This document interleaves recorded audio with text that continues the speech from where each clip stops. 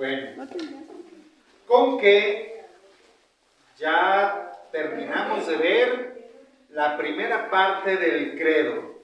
Creo en un solo Dios, Padre Todopoderoso, Creador del cielo y de la tierra. Estuvimos viendo acerca de la creación, estuvimos hablando especialmente de el ser humano, ¿verdad? El hombre creado a imagen de Dios. Hablamos muy extensamente sobre un tema que yo consideraba importante de reflexionar, que es el pecado, la caída de este Adán creado a imagen de Dios, pero que pierde su relación con Dios por el pecado, ¿verdad? Hicimos una larga reflexión sobre el pecado para desmitificar lo que muchas veces entendemos por el pecado y en particular la confesión.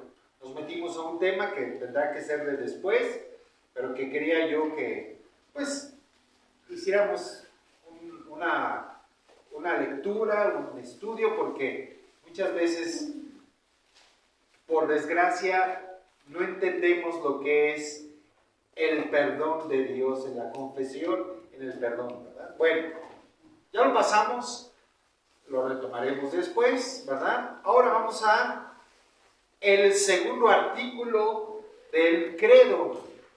Creo en un solo Señor Jesucristo, Hijo único de Dios.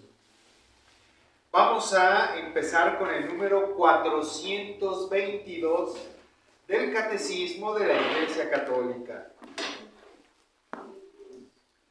422. Y bueno, no sé si alguien ya lo tiene ahí a la mano. Ya. ¿Sí? Reina, por favor, ¿nos puedes leer el párrafo?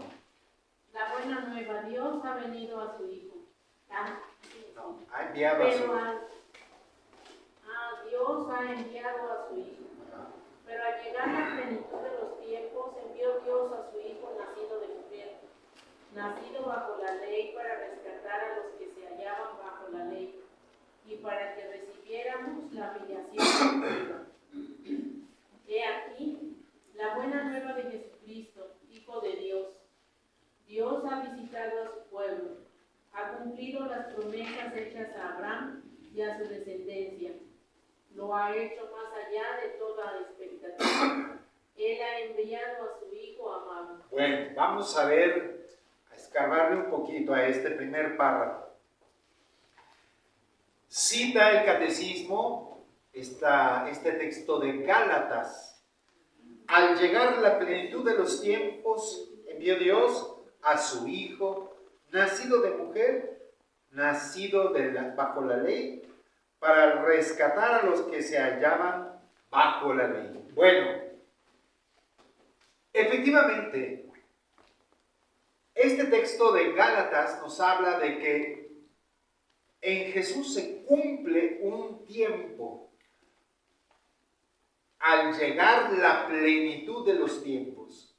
Para San Pablo, la llegada de Jesús no fue una casualidad, sino que es el fruto de un largo proceso.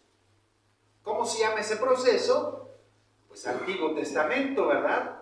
Toda la historia de Israel, desde su elección en Abraham hasta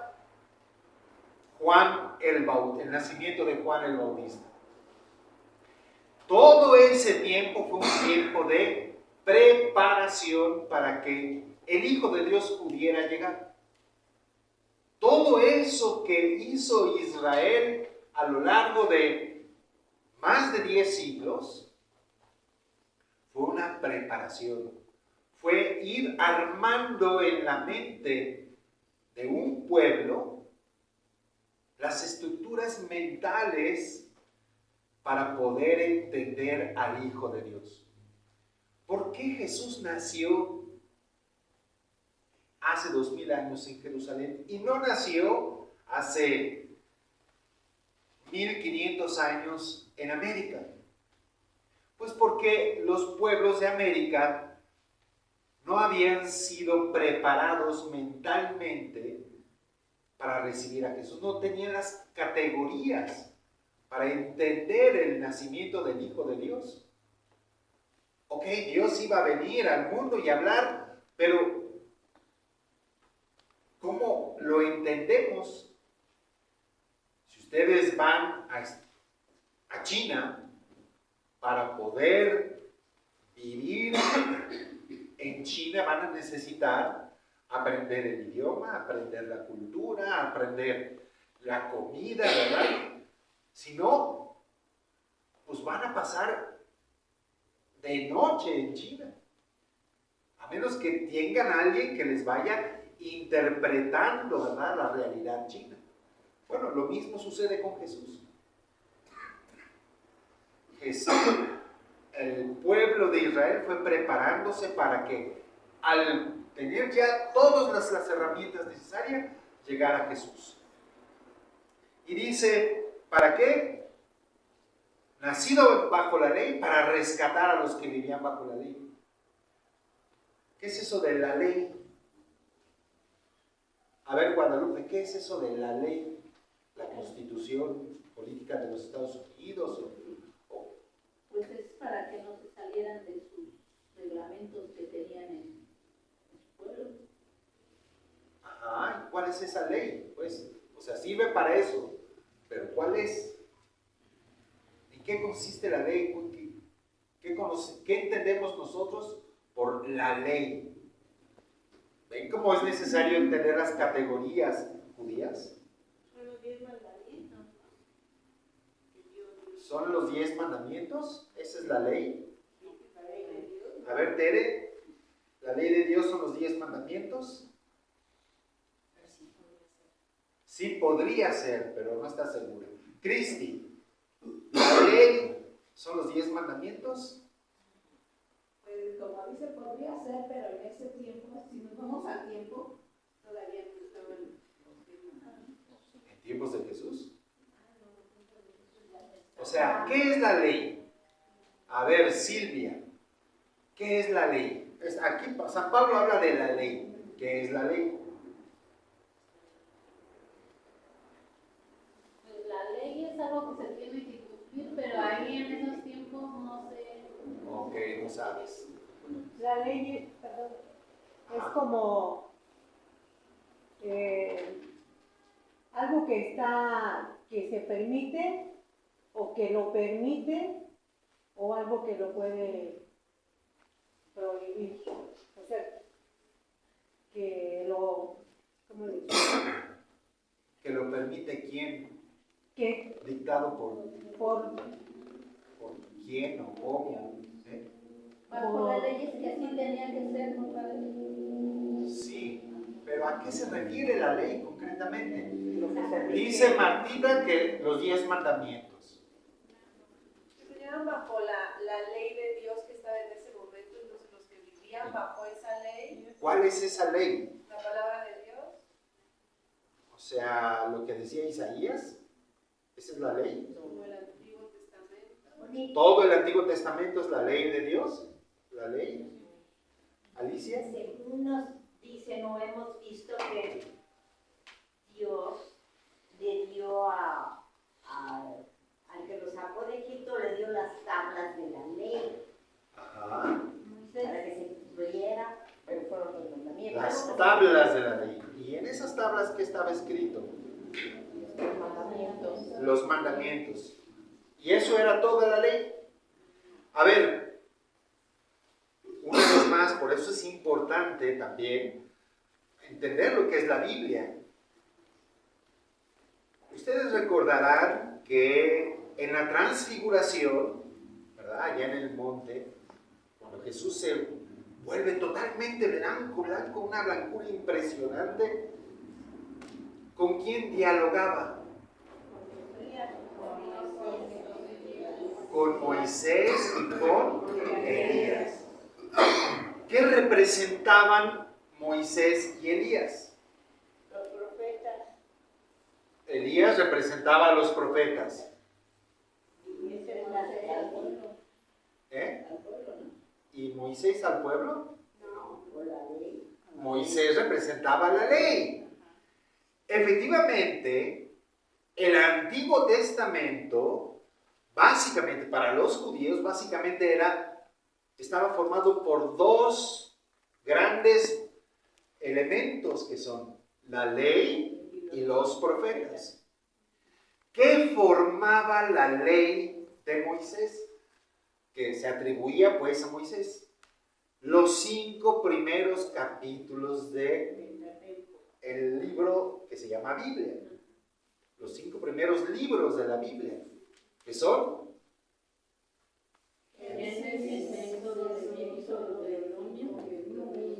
Y Números. Eso es la ley. Sí, los 10 mandamientos, pero no solo son los 10 mandamientos. Son todos esos 5 libros los que contienen la ley de Moisés. No son solo los 10 mandamientos. Especialmente el libro de los Números, de Levítico, en fin, bueno, todos esos libros contienen lo que es la ley para los judíos. Para los judíos, esos 5 libros, el Pentateuco, o eso se dice en griego, en hebreo, ¿cómo se dice? Esos 5 libros, ¿cómo se llaman en hebreo? ¿Torá? Ah, no. Torá, ¿verdad? La Torá, estos 5 libros son los más sagrados, porque es la ley que, según eso, Moisés le dejó al pueblo. Cuando uno hace estudios de Biblia, se entiende, ¿verdad? O descubre que, pues no fue Moisés quien escribió esos 5 libros, aunque así se le atribuían, ¿verdad? Pero bueno, ahí está esa ley, que tiene más de 600 mandamientos. No son 10, son muchísimos más mandamientos. Por ejemplo, los mandamientos relativos al culto, que si se sacrifica una tórtola por esto, que si se sacrifica un buey por esto, que si es un cordero porque es esto otro, ¿verdad? Que si, cómo hay que construir el templo, que si debe de medir tanto, que si debe de haber el santo de los santos, ¿verdad? Un espacio reservado, que en fin, referente al culto y también referente al matrimonio, referente a la esclavitud, referente, en fin, es toda la ley. Eso es la ley de la que habla San Pablo. Jesús nació bajo la ley. Por ejemplo, ¿cuál fue el primer mandamiento que cumplió Jesús? O bueno, los padres de Jesús cumplieron en su hijo. ¿Cuál fue el primer mandamiento que cumplieron?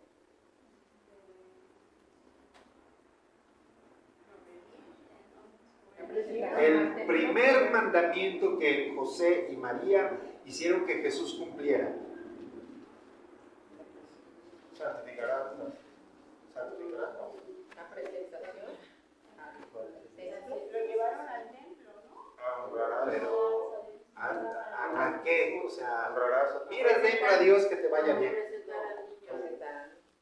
El bautismo. No, a Jesús no lo bautizaron sus padres. Lo llevaron a la circuncisión. A los 8 días llevaron al niño a circuncidar. Y entonces es cuando viene el cántico de Zacarías y aparece también, no el cántico de Zacarías, el de Simeón, ¿verdad? Ahora, Señor, puedes dejar a tu siervo ir en paz porque mis ojos han visto al Salvador, etc. Esa escena, ¿se acuerdan, verdad? Y que le anuncia a María una espada. Esa escena es la de Jesús, que es llevado al templo.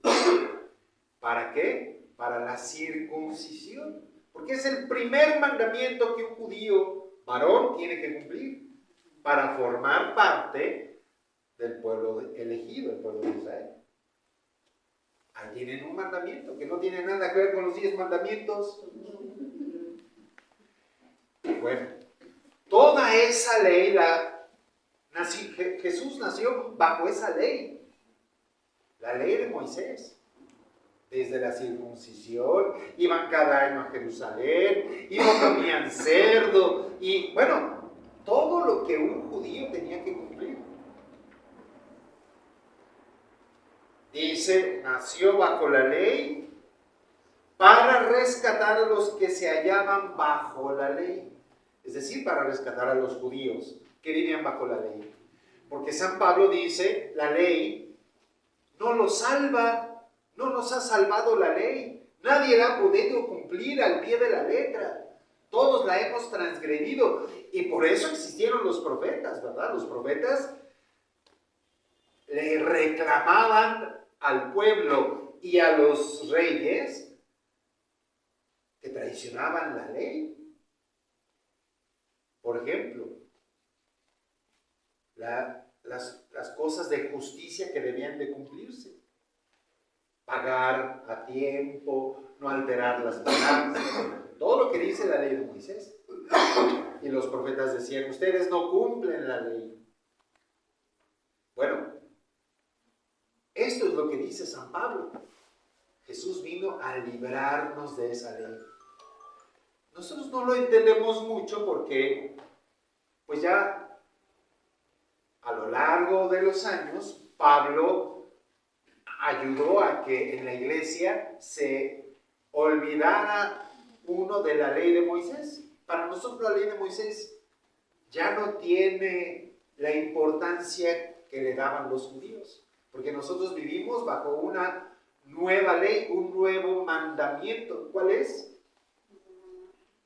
El mandamiento de ámense los unos a los otros como yo los amo. Ese es el nuevo mandamiento, entonces esa es nuestra ley. Bueno, para rescatar a los que estaban bajo la ley y para que recibiéramos, yo creo que esto es todavía muy importante, para que recibiéramos la filiación divina. No solamente vino Jesús a rescatarnos del peso terrible de la ley de Moisés, sino sobre todo para hacernos hijos e hijas de Dios. Ese es el gran regalo que nos da Jesús a través del bautismo, ¿verdad? Nos libera de la ley, nosotros ya no tenemos que andar cumpliendo toda la ley de Moisés, y nos hace hijos e hijas de Dios adoptivos. Bueno, esa es la primera parte que dice Gálatas, y luego el catecismo dice, he aquí la buena nueva de Jesucristo, Hijo de Dios. Esta es la buena noticia de Jesús, el Cristo, el Hijo de Dios. Dios ha visitado a su pueblo, ha cumplido las promesas hechas a Abraham y a su descendencia, lo ha hecho más allá de toda expectativa, y viene esta afirmación que es importantísima. Lo ha hecho más allá de toda expectativa. Él ha enviado a su Hijo amado. ¿Cómo nos ha rescatado de la ley? ¿Cómo nos ha hecho hijos adoptivos?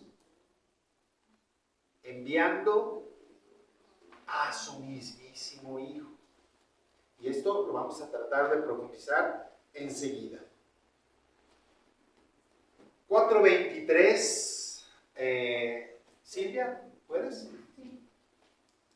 Nosotros creemos y confesamos que Jesús de Nazaret, nacido judío de una hija de Israel, en Belén, en el tiempo del rey Herodes el Grande y del emperador César Augusto, de oficio carpintero, muerto crucificado en Jerusalén, bajo el procurador Poncio Pilato, durante el reinado del emperador Tiberio. Es el Hijo eterno de Dios, hecho hombre, que ha salido de Dios bajo el cielo. Bajó del cielo. Bajó del cielo. Ha venido en carne porque la palabra se hizo carne y puso su morada entre nosotros. Y hemos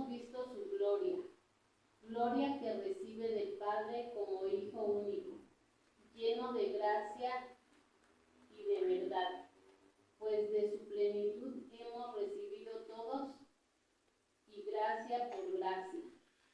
Bueno, como se dan cuenta, pues todos estos son citas, o está tomado pues de la Biblia.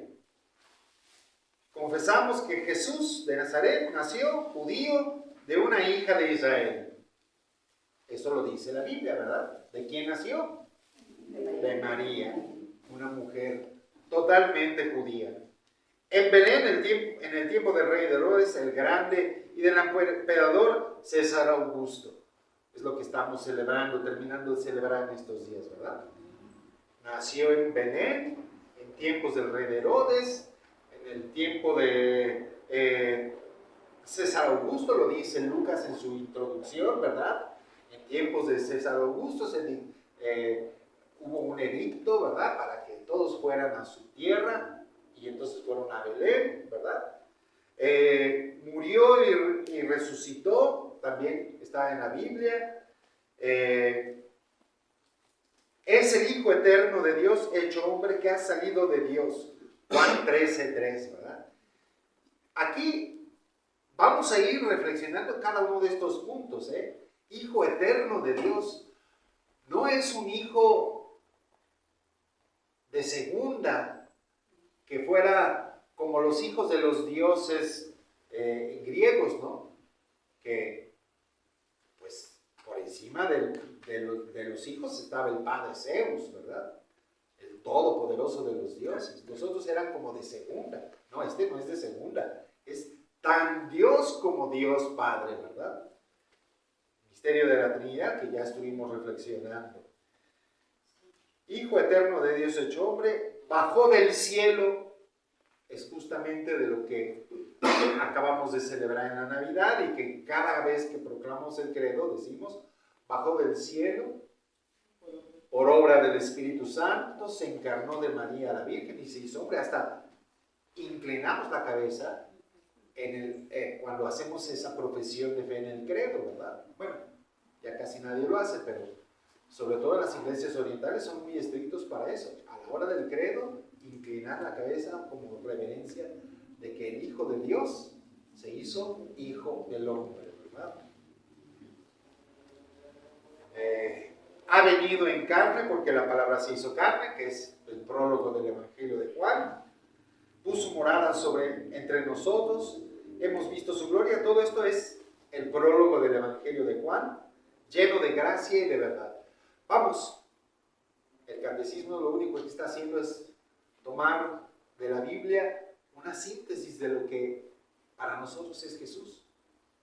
Es un aglomerado de datos y de información que, por cierto, no tenemos ni del Padre ni del Espíritu Santo. Si se dan cuenta, en el credo, la parte del Padre es pequeñita, la parte del Espíritu Santo es pequeñita, en cambio, la parte del Hijo, pues decimos mucho. Y generalmente nosotros, en general, la gente puede hablar mucho acerca del Hijo, pero del Padre y del Espíritu Santo como que nos quedamos, hijo, cara de Juan, ¿verdad? No sé qué decir. Pues sí, porque el Hijo es el que nos vino a hablar y a revelar. Él fue el que habló, el que nos dejó sus enseñanzas, sus parábolas, en fin, su vida, ¿verdad? Se hizo hombre, lo vimos. Al Padre y al Espíritu Santo no es que se le vea, ¿verdad? Bueno. Vamos al número 425. Olivia, ¿puedes tú? Anuncia la inescrutable riqueza de Cristo. La transmisión de la fe cristiana es ante todo el anuncio de Jesucristo para conducir a la fe en Él. Desde el principio, los primeros discípulos ardieron el deseo de anunciar a Cristo. No podemos nosotros dejar de hablar de lo que hemos visto y oído y hecho. Y ellos mismos invitan a los hombres de todos los tiempos a entrar en la alegría de la comunión con Cristo. Ok, y luego viene este texto de Juan. lo que existía. Permíteme, no, eso ya lo pueden leer ustedes. Las letras chiquitas se las dejo después, para que ustedes las lean. Pero aquí está el dato. Desde el principio, los primeros apóstoles lo que hacían era anunciar a Jesús. Es el centro de nuestra fe. Es lo que nosotros anunciamos a Jesús. Anunciamos su llegada. Anunciamos sus parábolas, su enseñanza. Anunciamos el reino de Dios que Él proclamó. Anunciamos su entrega en la cruz y anunciamos su resurrección y el envío que ha hecho de nosotros para que eso se prolongue a lo largo de los siglos. Es el trabajo de la iglesia anunciar a Jesús, anunciar la buena noticia. Porque nadie más lo va a hacer si no es la iglesia. Por eso decimos que la fe es cristocéntrica. Es decir, se centra en Cristo. Es el personaje fundamental de nuestra fe. En otras religiones, por ejemplo, los hindúes no tienen un personaje central porque es una religión politeísta. O en el Islam, lo que se anuncia no es a Mahoma, es a Alá, ¿verdad? Y las enseñanzas que Mahoma deja sobre Alá. Pero un musulmán no cree en Mahoma, el enviado. Los judíos no creen en Moisés. Nosotros sí creemos en Jesús, enviado del Padre. ¿Por qué? Pues porque Él también es Dios. Entonces hay una profunda diferencia. Nosotros no anunciamos o no creemos, primero que nada, en doctrinas. El papel de la fe es hacer amistad con Cristo. Ese es el centro de la vida, de la espiritualidad cristiana. Hacer amistad con Cristo. Porque esta amistad con Cristo finalmente me va a llevar a amistad con el Padre y el Espíritu Santo, ¿verdad? Y entonces Él me introduce al misterio más profundo de la fe, que es la Trinidad. Pero si yo no establezco una relación profunda, íntima, conectada con Jesús, todo se viene abajo. ¿Ustedes creen que alguien que se mete a trabajar en la iglesia, en un grupo, en un coro, en lo que sea, va a aguantar si no tiene una amistad sólida con Jesús? No. Pronto van a aparecer miles de problemas y miles de conflictos y van a venir los chismes y van a venir las crisis. Y uno se va a preguntar, bueno, pero ¿yo por qué estoy aquí? ¿Qué me gano yo? Lo que te ganas es la amistad con Jesús. Y si no estás ganando amistad con Jesús, vete y velo a buscar a otro lado. Pero lo importante, la razón por la que estamos aquí, tú y yo, es para crecer en nuestra amistad con Jesús. Una de las principales crisis que vivimos nosotros los sacerdotes es eso. ¿Creen que ser sacerdote es fácil? No, hombre. Vive uno en medio de problemas y crisis por todos lados. Y ya vino la catequista a contarme que el papá de la catequesis y que el niño aquel y que peor aún que la otra catequista. Y ya vino el del coro que se peleó con fulanita y ya estoy con que ya nadie viene al grupo de no sé qué tanto. Y bueno, es problemas y problemas y problemas. Y eso es lo de menos. Les digo que el primer obispo que llegó al seminario a una misa, cuando yo entré, lo que nos dijo, y eso se me quedó grabadísimo. hagan espaldas de mantequilla, porque todos van a hablar de ustedes. Y efectivamente, ¿alguien se ha metido al Google Maps? De cualquier iglesia, vengan a cualquier iglesia a ver qué comentarios hacen del Padre. Dios mío, van a decir pestes de los sacerdotes. Hay quienes dicen cosas buenas, pero todo lo que dicen de nosotros, todas las pruebas de pruebas, si nosotros estuviéramos aquí por una carrera, por una comunidad, porque es bonita la misa, olvídenlo. Ya les digo, es la gran crisis que muchos de nosotros tenemos que pasar. Descubrir que no estamos aquí por nada más que por establecer una amistad con Jesús. ¿Me amas? Apacienta mis ovejas. O sea, es experimentar la cruz de Cristo en cada uno de nosotros. Por eso estamos aquí. Y yo estoy hablando de mí porque no voy a hablar de ustedes, ¿verdad? Pero es también la experiencia de ustedes. ¿Quieren entrar a un grupo parroquial? Aguas, porque se vienen miles de problemas. Pero nunca pierdan de vista que están por Jesús, por establecer una amistad profunda y duradera con Jesús, que no dependa de que vaya bien o vaya mal. Hoy en el Evangelio hablaba el Evangelio ¿de qué hablaba? No, el Evangelio, no la primera lectura. ¿Qué les pasaba a los discípulos? ¿Dónde estaban? Estaban en una barca, ¿verdad? Y lo vieron pasar y sintieron miedo. Sí, a veces Jesús nos puede dar un poco de miedo, pero ahí está Él, acercándose a ellos y diciéndoles: tranquilos, no tengan miedo, soy yo. Eso que ven como un fantasma no soy yo. Mírenme a mí de a de veras. Y ese es el trabajo de todo cristiano a lo largo de toda su vida. Cuando enfrenta la muerte de los seres queridos, cuando enfrenta el desempleo, cuando enfrenta la enfermedad, cuando enfrenta las grandes crisis de la vida.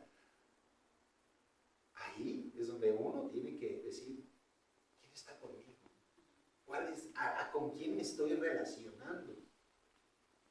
Con alguien que me dice: no temas, aquí estoy.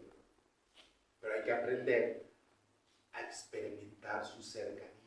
Y eso lo hacemos especialmente en las Sagradas Escrituras y muy particularmente en la Eucaristía. Cuando parte el pan, dice el Evangelio de Lucas, que los discípulos iban ya huyendo por el camino de Maús, ¿verdad? Ya se iban de Jerusalén, ya no aguantaron más lo de la cruz. ¿Y qué hizo Jesús?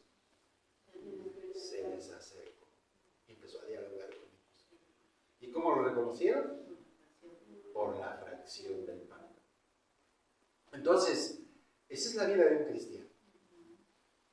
Jesús, mi amistad con Jesús. Bueno, ¿cuánto rollo, Dios mío? Vamos al 426. Roger. En el centro de la catequesis, Cristo. En el centro de la catequesis encontramos esencialmente una persona, la de Jesús de Nazaret, unigénito del Padre, que ha sufrido y ha muerto por nosotros y que ahora, resucitado, vive para siempre con nosotros. Catequizar es descubrir en la persona de Cristo el designio eterno de Dios. Se trata de procurar comprender el significado de los gestos y de las palabras de Cristo, los signos realizados por Él mismo. El fin de la catequesis, conducir a la comunión con Jesucristo. Solo Él puede conducirnos al amor del Padre en el Espíritu, y hacernos partícipes de la vida de la Santísima Trinidad. Bueno, entonces todos estos son textos de Juan Pablo II, ¿verdad? Y es otra vez lo mismo, ¿eh? El centro de la catequesis, el centro de la enseñanza para la iglesia es Jesús. No es el centro de la enseñanza de Jesús. La enseñanza de Jesús es el reino de Dios, ¿verdad? Esta enseñanza que es para todas las gentes, ¿verdad? Construir la justicia, construir la paz, construir la solidaridad. Eso es para todos, es lo que nosotros tenemos que anunciar. Pero nosotros que lo anunciamos, el centro de nuestra catequesis, de nuestro aprendizaje es Jesús. Porque de hecho, Jesús es el centro del reino de Dios. De todo lo que Jesús habla del reino, el mensaje central es Cristo mismo. Hijo único del Padre, o sea, unigénito, eso es lo que significa unigénito, el único engendrado del Padre, ha muerto por nosotros y ahora está resucitado, vive siempre con nosotros. Otro dato importantísimo, ¿verdad? Porque nosotros no creemos en un Jesús nada más histórico que alguna vez vino y dijo algunas palabras bonitas y se fue. No, murió, pero resucitó. El centro de Cristo es la resurrección. Es descubrir en la persona de Cristo el designio eterno de Dios. Hoy en la misa hablaba, ¿verdad?, de que el mismo San Juan dice, a Dios nadie lo ha visto jamás. Chanfle, pero ¿y entonces cómo no hay tantas religiones? ¿Y cómo saber que tiene razón una o la otra? Tantas afirmaciones sobre Dios. Todos intuimos, bueno, la mayoría de las personas en el planeta, intuimos que hay un Dios. Pero ¿qué es ese Dios? ¿Es pura imaginación nuestra? ¿Cómo saber verdaderamente quién es Dios si a Dios nadie lo ha visto jamás? Y les decía, ¿verdad? Por ejemplo, Aristóteles decía, Dios es el motor inmóvil, mueve sin mover, todo lo mueve, la historia, la vida, la creación, las moléculas, tu futuro, tu pasado, todo lo mueve Él. Pero sin Él moverse un ápice. Porque si se moviera, sería imperfecto, dice Aristóteles. Porque para Aristóteles el movimiento era imperfección, era cambiar de una posición a otra, pues porque no estás en todo, ¿verdad? Entonces, Él mueve sin mover, el motor inmóvil. Los aztecas hablaban de Dios como el hacedor de sí mismo, una concepción profundísima, ¿verdad? Ok, si Dios hizo todas las cosas, ¿quién hizo a Dios? Él mismo se hizo. El hacedor de sí mismo, así decían los aztecas. Bueno, para nosotros hemos aprendido que Dios es amor. Amor. Es lo que nos vino a enseñar Jesús. Y nos lo puede enseñar porque Él mismo es Dios y es amor. Y toda su vida es la manifestación de ese amor de Dios para todos.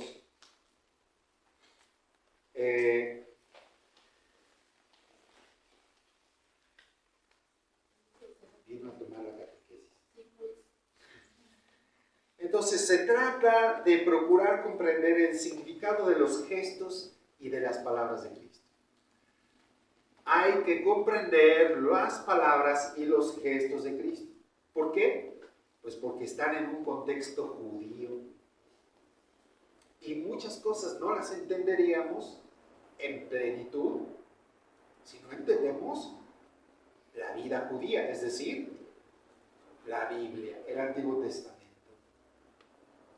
Jesús habla de una alianza y diríamos, bueno, ¿y qué es eso de una alianza? Es que lo que pasa es que los judíos y Dios establecieron una alianza, un pacto. Y Jesús viene también a hacer un pacto con nosotros, pero distinto. Esa alianza era pasajera, esta es eterna. En fin, todas las palabras de Jesús, todos sus gestos, solo se pueden entender desde el Antiguo Testamento. ¿Por qué hizo los milagros que hizo y no hizo otros? ¿Por qué no puso, no sé, un cerro de cabeza, verdad? ¡Oh, qué gran milagro!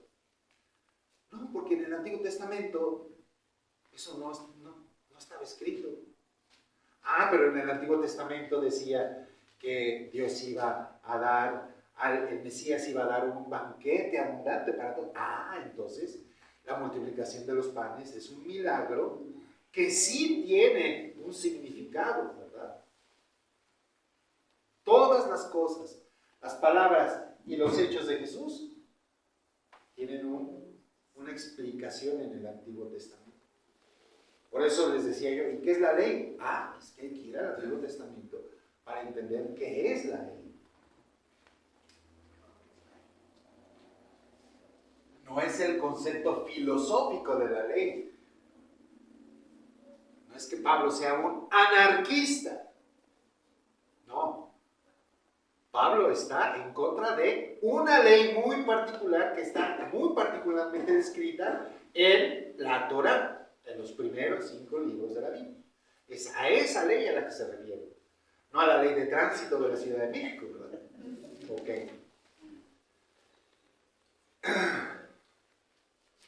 Y finalmente dice, solo Él puede conducirnos al amor del Padre en el Espíritu Santo, que es lo que yo les decía, ¿verdad? Esta amistad con Jesús me va a permitir llegar al misterio más profundo de Dios, que es la Trinidad, es decir, una comunión de amor entre 3 personas. Porque nos revela que Dios es. Bueno, ¿qué hora es? Vamos ahora, terminado este resumen sucinto de todo lo que es Jesús, vamos al número 430. El nombre de Jesús. Guadalupe, 430. Jesús quiere decir en hebreo, Dios salva. En el momento de la anunciación, el ángel Gabriel le dio como nombre propio el nombre de Jesús, que expresa a la vez su identidad y su misión, ya que ¿quién puede perdonar pecados si no solo Dios? Es Él quien en Jesús, su Hijo eterno, hecho hombre, salvará a su pueblo de sus pecados. En Jesús, Dios recapitula así toda la historia de la salvación en favor de los hombres. Un dato importantísimo, ¿verdad? Los judíos descubren a lo largo de los más de 1000 años de su existencia que Dios es Salvador, que la historia es historia de salvación. Los que vean el curso de introducción a las Sagradas Escrituras, que empieza mañana, llegarán a un momento de estudiar la historia de la salvación, cómo Dios va actuando en la historia para salvar a los judíos, para salvar a su pueblo. Y el acto más contundente de salvación es de los judíos. ¿Cuál es el acto más contundente, fundante de esa salvación, de esa historia de salvación? Alicia. No, de los judíos. La liberación del pueblo judío. La salida de Egipto. La salida de Egipto, ¿verdad? Es decir, la Pascua, la Peshach, ¿verdad? Esa Pascua que es tan importante y tan fundante para el pueblo de Israel, esta salvación de la esclavitud, que tienen una fiesta año con año para recordar aquel acontecimiento. Hasta la fecha, ¿verdad? Los judíos, en la primera luna llena de la primavera, se reúnen para la Peshach. ¿Y qué hacen en esa fiesta? ¿sí? Pero ¿qué hacen concretamente? Una cena con hierbas amargas, pan sin levadura y vino y el cordero. Y además, junto con eso, leen la historia de la liberación de Egipto, ¿verdad? Eso hacen los judíos año con año, para recordar aquel primera experiencia radical y fundante de un pueblo que se siente liberado, salvado. Entonces, esta es una de las concepciones más metidas en la sangre de un judío. Dios es Dios que salva. Dios salva. Ese es el nombre de Jesús. Ese es el nombre de esta segunda persona encarnada en el seno de esa Virgen María. Se llama precisamente así: Joshua, Dios salva. Entonces, desde su mismísimo nombre, este personaje lleva toda la carga de la historia y toda la intención de Dios, que es salvar. ¿A qué quiere hacer Dios con nosotros? Salvar. Adán, ¿dónde estás? ¿Qué hace? Salir a rescatar a Adán. ¿De qué? Del miedo. Recuerden, me escondí, ¿por qué? Tuve miedo. Entonces, la experiencia del pueblo de Israel es que Dios está permanentemente saliéndole al encuentro al hombre para salvarlo. Continuamente. Y eso es lo que hace Jesús, ser el Salvador. Dios salva. Joshua.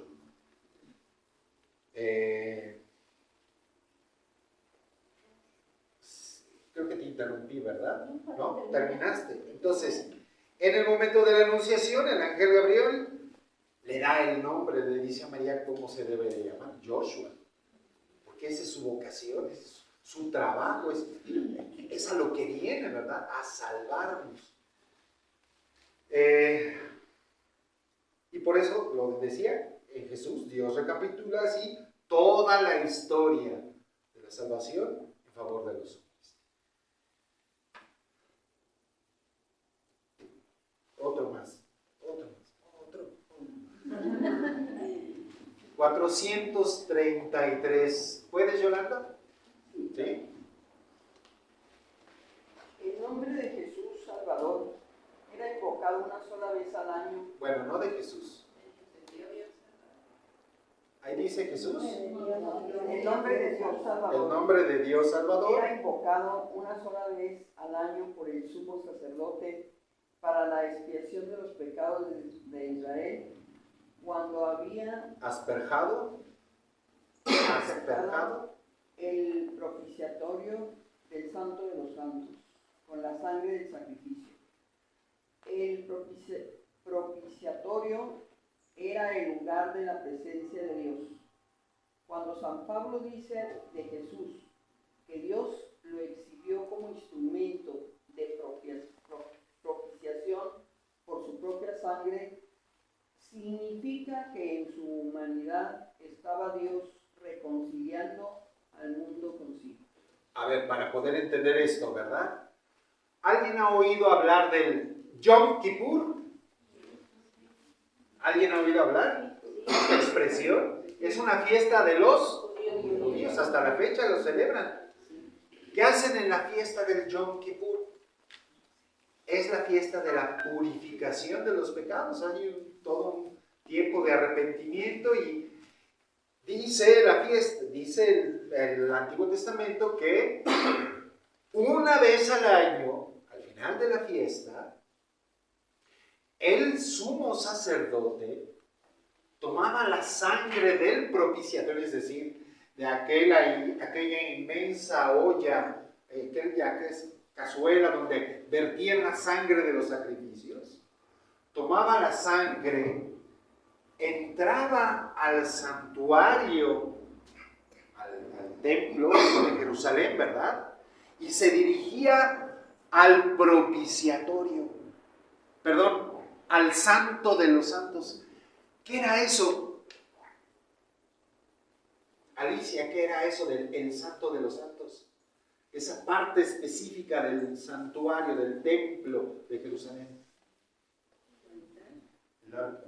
El arca. ¿Dónde estaba el arca? ¿Qué? ¿Pero qué era?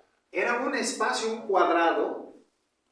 Imagínense que aquí este es el templo de Jerusalén. Y al fondo habían unas cortinas que colgaban desde arriba hasta abajo, cubriendo este cuadrado donde en medio estaba el arca de la alianza y ahí estaban los rollos de la ley de Moisés.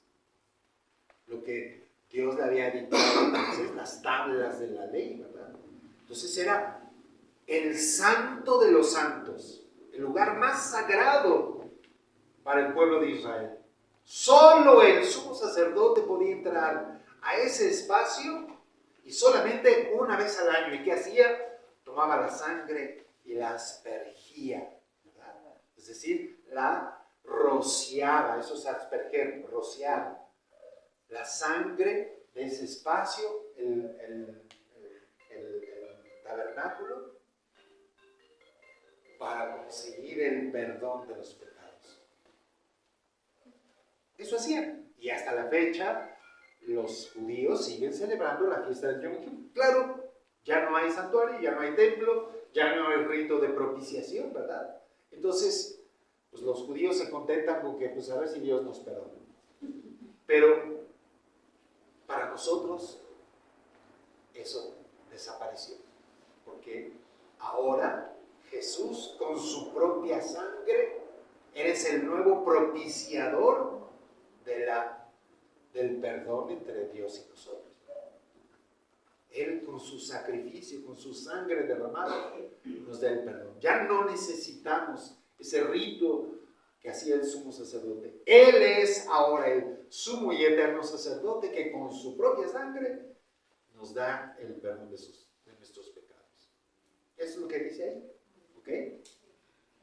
Y no sé si había otra cosa más. Cuando San Pablo dice que Jesús, Dios lo exhibió como instrumento de propiciación, está hablando de que efectivamente Él con su sangre nos perdona. Se acabó.